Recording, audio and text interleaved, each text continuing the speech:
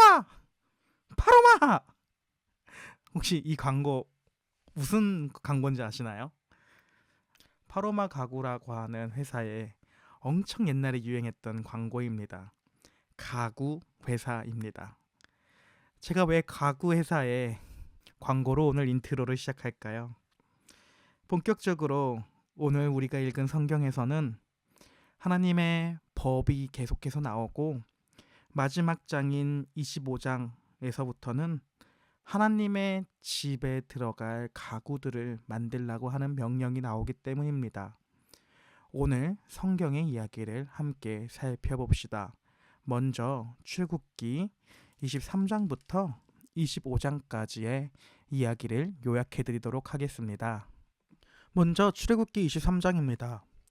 출애굽기 23장은 하나님께서 이스라엘 백성에게 주신 율법의 마무리 부분으로 정의로운 사회 질서와 예배 생활, 그리고 약속의 땅에서의 삶에 대한 지침을 담고 있습니다. 먼저 1절부터 9절까지는 정의를 위한 법규에 대한 이야기로 거짓 증언, 불의한 재판, 다수의 압력, 편파적 판단은 금하시며 원수조차도 어려움에 처했을 때 도와야 한다고 명령합니다. 또한 뇌물을 금하고 나그네를 억압하지 말라고 하십니다. 이는 이스라엘이 이집트에서 나그네였던 경험을 기억하라, 즉 초심이었을 때를 기억하라고 말씀해 주시는 것입니다. 10절부터 13절에는 안식년과 안식일의 규례가 나옵니다. 6년 동안은 농사를 짓되 7년째에는 땅을 쉬게 하며 가난한 자와 들짐승이 먹게 해야 합니다. 또 6일 동안 일하고 7일째에는 사람과 짐승 모두 쉬게 하며 다른 신들의 이름을 부르지 말라고 명령합니다. 14절에서부터 19절은 3개의 절기의 규례가 나옵니다. 이스라엘의 남자는 1년에 3번 하나님 앞에 나와야 합니다. 바로 출애굽을 기념하는 무교절과 첫 수확을 감사하는 맥추절과 추수한 것을 감사하며 나오는 수장절을 나와야 합니다. 이때 하나님께 드릴 제물을 가지고 나와야 하며 하나님께 드릴 제물은 정결하고 온전해야 하며 우상 숭배적인 풍습, 한마디로 어미의 젖으로 새끼를 삼는 그런 우상 숭배적인 모든 풍습들은 금지가 됩니다. 20절부터 33절까지는 하나님의 사자와 약속에 대한 언약이 나옵니다. 하나님은 이스라엘 백성 앞에 심부름꾼을 보내어서 가나안 정복기를 인도해 주실 것을 약속합니다. 이스라엘 백성들이 그의 음성에 순종하면 하나님은 그들의 원수를 친히 대적하시고 질병과 불임이 없는 복을 주시며 그 땅의 경계를 크게 확장해 주십니다. 그러니 가나안의 우상과 언약을 맺지 말고 그들과 섞이지 말라 하십니다. 한마디로 하나님께서 내가 너네들 먹는 것, 입는 것 모두 해결해 줄게. 그러니 너는 나만을 잘 믿어라 라고 말하는 것입니다. 한마디로 출애굽기 23장은 이스라엘 백성들이 약속의 땅으로 들어가기 전에 공의로운 법, 안식과 예배의 질서, 그리고 하나님께 온전히 순종하는 삶을 강조하는 내용입니다. 하나님은 정의와 자비, 예배와 복의 원리를 함께 주시며 그 약속의 성취는 오직 하나님께 대한 충성과 순종 안에서 이루어지는 것을 가르치는 것입니다. 이제 출애굽기 24장입니다. 출애굽기 24장에서는 하나님께서 시내산에서 이스라엘과 언약을 공식적으로 맺는 장면과 모세가 본격적으로 율법을 받기 위해 산에 오르는 과정을 기록하고 있습니다. 먼저 24장의 1절과 2절은 하나님께서 모세와 아론, 나답, 아비후 그리고 장로 70명을 부르시며 모세만 여호와께 가까이 나아가고 다른 사람들은 멀리서 경배하라고 명령하십니다. 그렇게 언약 체결이 준비가 됐으면 3절부터 8절까지는 언약의 말씀 선포와 백성의 서약 모습이 나옵니다. 모세가 하나님의 말씀과 율례를 백성에게 전하자 백성은 여호와의 모든 말씀을 우리가 실행하겠습니다 라고 응답합니다. 모세는 하나님의 이 말씀들을 기록하고 제단과 12 돌기둥을 세워 제사를 드리며 피의 절반은 제단에 나머지는 백성들에게 뿌립니다. 이는 하나님과 백성 사이의 언약이 피로 체결되었음을 나타냅니다. 이제 9절과 11절에서부터는 하나님의 임재 체험이 나타납니다. 모세와 함께한 지도자들이 하나님을 뵙습니다. 하나님의 발 아래는 사파이어처럼 맑고 푸른 보좌처럼 보였으며 하나님께서는 그들을 멸하지 않으시고 그 앞에서 하나님 앞에서 먹고 마시게 하십니다. 이는 하나님과의 화목한 교제를 상징합니다. 이제 12절부터 18절은 모세가 돌판을 받기 위해 산에 오르는 장면이 나옵니다. 하나님은 모세를 다시 시내산 가까이 부르셔서 율법이 기록된 돌판을 주시겠다고 하십니다. 모세는 여호수아와 함께 산으로 올라가고 다른 지도자들에게는 아론과 훌을 대신 맡기게 합니다. 산에는 하나님의 영광이 머물며 구름이 6일 동안 덮었습니다. 7일째 되는 날 하나님이 구름 가운데에서 모세를 부르시고 모세는 그 속으로 들어가 40일 40밤 동안 머물며 하나님의 계시를 받습니다. 이처럼 산 꼭대기에서 보이는 영광은 이스라엘 백성의 눈에는 불처럼 타오르는 광경으로 보였습니다. 한마디로 출애굽기 24장은 하나님과 이스라엘 사이의 언약 체결과 하나님의 영광이 나타나는 것 현현을 보여주며 그리고 모세가 율법을 받으러 40일 동안 시내산에 머무르는 사건을 보여주고 있습니다. 이 장은 시내산 언약의 완결로서 하나님과 백성의 관계가 공식적으로 체결되었다라는 것을 선포하는 절정의 장면이기도 한 것입니다. 마지막 출애굽기 25장의 요약은 이제 하나님께서 이스라엘과 함께 거주하기 위한 건물이 나옵니다. 건물을 만들어야 된다라고 하는 내용과 건물 안에 들어가는 가구들에 대해 나오는 것입니다. 출애굽기 25장에서 하나님께서는 성막, 하나님이 거주할 곳, 거룩한 거처를 짓도록 명령하시며 그 안에 들어갈 주요 기구들, 한마디로 제가 가구라고 말씀했던 그 기구들, 언약궤, 진설병상, 그리고 금등대의 제작 지시를 내리시는 내용입니다. 이 장은 이제 하나님이 이스라엘 가운데에 본격적으로 그리고 실제로 이스라엘 가운데에 함께 살 준비를 시작하는 것입니다. 1절부터 9절은 예물 명령과 이 성막을 건축하라는 명령이 나옵니다. 하나님은 이스라엘 백성에게 자원하는 마음으로 예물을 바치라 합니다. 그 재료에는 금과 은, 청색, 자색, 홍색실, 고운 배, 염소털, 붉은 물들인 가죽, 아카시아 나무, 향료, 보석 등이 포함됩니다. 이거는 이스라엘 백성들이 애굽을 나올 때에 이집트를 나올 때에 가지고 왔던 그런 물품들이기도 합니다. 어쨌든 하나님은 그 예물로 성막을 만들어 하나님의 임재가 백성 가운데에 머물게 하라 하시며 내가 하나님이 산에서 보여준 모양대로 만들라고 명령합니다. 10절부터 22절은 언약궤를 제작하라는 명령을 합니다. 아카시아 나무로 상자, 즉 궤를 만들고 그 상자는 안팎을 도금, 순금으로 입혀서 그 상자 안에 십계명 돌판을 보관하게 합니다. 그리고 이 상자의 위에는 상자를 덮을 뚜껑을 만드는데 이 뚜껑의 이름은 속죄소, 시은소, 덮개를 만들라고 합니다. 그리고 이 덮개 위에는 서로 마주보는 두 그룹, 한마디로 천사의 형상을 만들라고 하고 이 법궤는 금으로 만들어야 합니다. 도금이 아닙니다. 이거는 금입니다.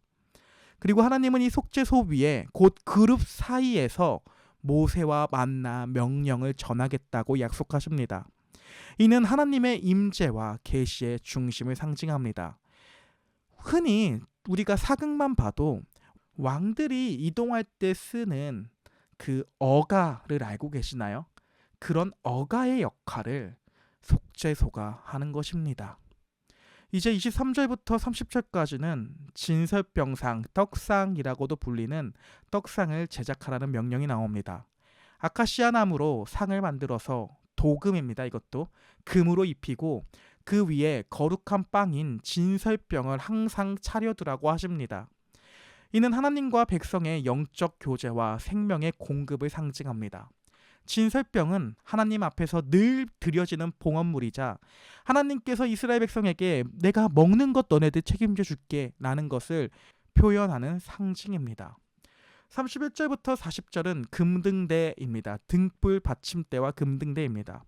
순금으로 7등잔을 가진 등대, 메노라라고 불리는 그 7등잔을 가진 등대를 만들게 하시며 줄기와 가지, 등잔 꽃받침이 모두 아몬드꽃 모양으로 세밀하게 조각됩니다.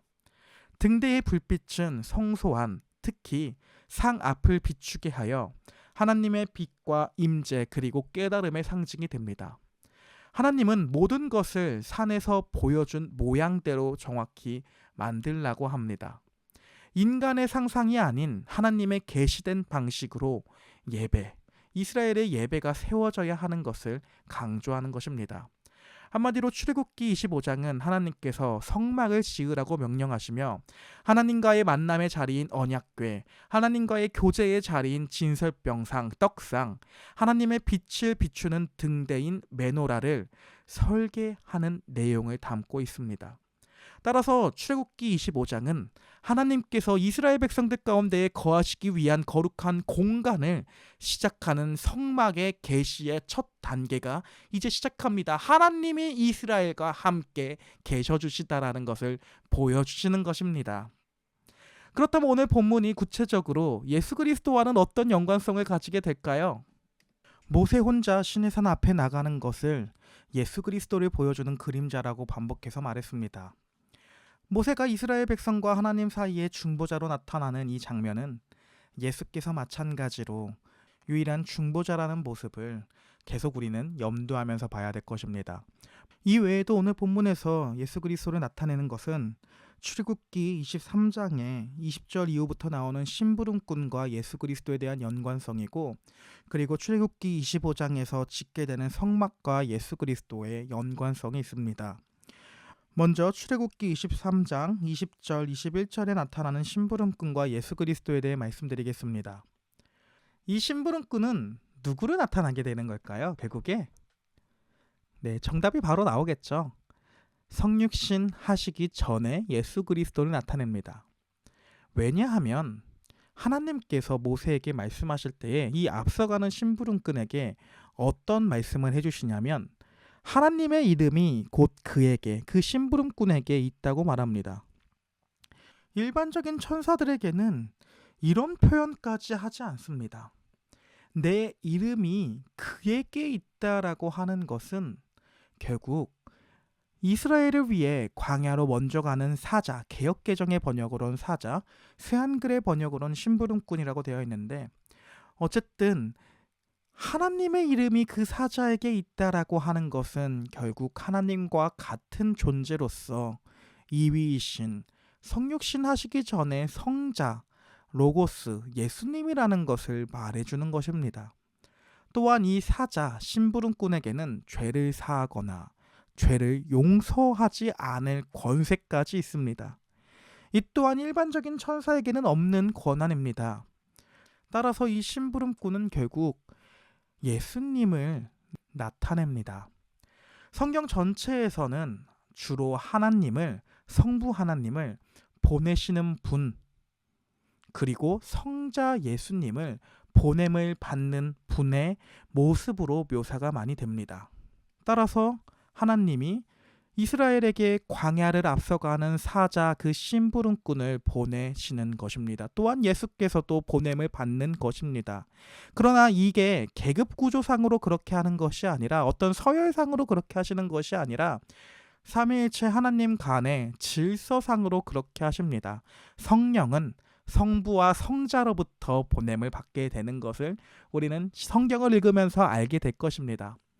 어쨌든 예수님은 이미 광야 시대 때부터 이스라엘과 함께 존재하고 계시다는 것을 오늘 본문을 통해 우리는 알 수 있습니다. 마지막으로 이제 지어지게 되는 성막은 예수 그리스도 자체를 상징합니다. 하나님께서 오늘 본문에서 건축하라고 하는 성막은 하나님이 이스라엘 백성 가운데에 거하실 성소입니다. 처소입니다. 그리고 이 말씀은 요한복음 1장 14절에서 완전히 성취가 됩니다. 제가 요한복음 1장 14절을 읽어드리겠습니다. 새번역 본문입니다. 그 말씀은 육신이 되어 우리 가운데 사셨다. 우리는 그의 영광을 보았다. 그것은 아버지께서 주신 외아들의 영광이었다. 그는 은혜와 진리가 충만하였다. 오늘 우리가 읽은 성경책의 본문에서는 신의 산에서 하나님의 영광의 모습이 계속해서 나타납니다. 막 구름이 나타나고 번개가 치고 나팔 소리가 우레처럼 막 빵빵 터지고 파로마 파로마 이건 아니겠죠? 어쨌든 그런 막 영광스러운 모습이 나타납니다. 이런 영광스러운 모습이 요한복음 1장에서는 누구에게 집중이 되냐면 바로 아버지께서 주신 외아들의 영광 예수라는 인물에게 집중이 됩니다. 그러고선 말씀은 로고스, 성자 입이신 그 로고스 말씀이 육신이 되어서 우리 가운데에 사셨다. 성막 가운데에 이스라엘과 함께 내가 거하겠다라고 말씀하신 그 오늘 본문의 내용이 성취가 되는 것입니다. 오늘 본문에 하나님의 말씀대로 성막은 지어지게 됩니다. 이 성막은 하나님이 이스라엘과 함께 거주한다는 약속의 내용입니다. 그리고 성막은 곧 예수 그리스도가 육신의 몸을 입고 이 땅 가운데 우리와 함께 살아가 주심으로 제자들과 함께 살아가 주심으로써 비로소 완성이 되는 것입니다. 이 외에도 오늘 지어지는 성막 안에 들어가는 기구들인 속죄소, 떡상, 금 등잔대 모두가 예수 그리스도와 연관성을 가집니다. 하지만 이 이야기들도 결국 성경에서 나오게 되는 이야기들, 반복해서 나오게 되는 이야기들이라 오늘은 시간 관계상 이 정도로만 마무리하겠습니다. 우리는 오늘의 삶을 살아가며 당당하게 한번 외쳐봅시다. 파로마가 아닌 임마누엘입니다. 임마누엘의 뜻은 하나님이 우리와 함께 계시다입니다. 임마누엘 하는 오늘의 삶이 될 수 있기를 소망합니다. 힘냅시다.